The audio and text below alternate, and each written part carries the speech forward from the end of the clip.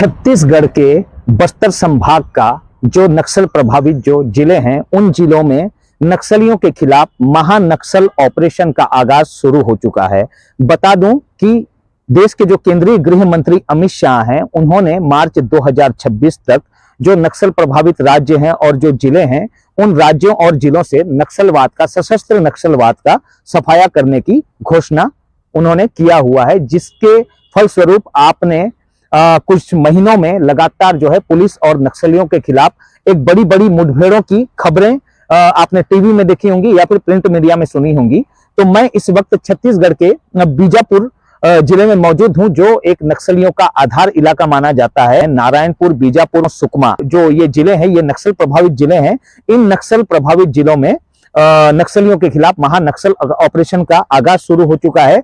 और ये कैसे आगाज हो रहा है और कितने जवान इन नक्सल ऑपरेशंस में लगे हुए हैं, इसके बारे में मैं आज आपको विस्तार से बताऊंगा। तो नमस्कार दोस्तों, मैं हूं गुप्तेश्वर जोशी और आप देख रहे हैं आपका अपना चैनल द बस्तर पोस्ट।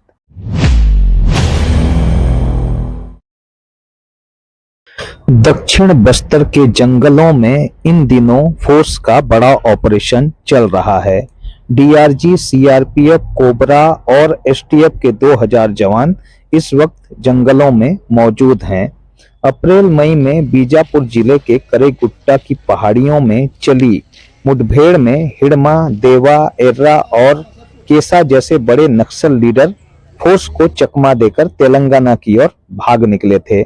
इस चूक से सबक लेते हुए जवानों ने इस बार नक्सलियों की टुकड़ी को सुकमा, बीजापुर और दंतेवाड़ा बॉर्डर के साथ साथ तेलंगाना की बॉर्डर की ओर से भी घेर दिया है।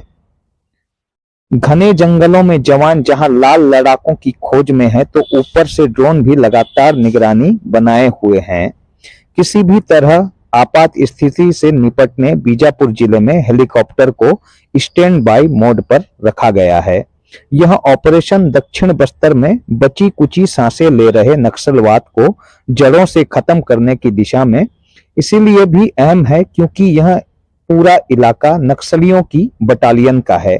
अंदेशा है कि हिड़मा समेत सभी टॉप मोस्ट नक्सल लीडर जो पिछली बार भाग निकलने में कामयाब रहे, वे सभी इसी इलाके में मौजूद हैं। फोर्स अगर इन्हें एनकाउंटर में ढेर कर देती है तो छत्तीसगढ़ में यह नक्सलियों की ताबूत पर अंतिम कील साबित हो सकता है। यही वजह है कि करेगुट्टा के बाद इसे साल का दूसरा सबसे बड़ा नक्सल ऑपरेशन भी माना जा रहा है। बुधवार से शुरू इस ऑपरेशन में पहले दिन 3 नक्सलियों के मारे जाने की खबर भी आई थी। हालांकि पुलिस ने अब तक इसकी पुष्टि नहीं की है।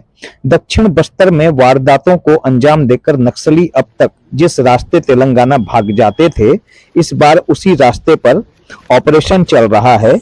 तगड़ी घेराबंदी साथ साथ नक्सलियों के खिलाफ यह लड़ाई निर्णायक साबित हो सकती है।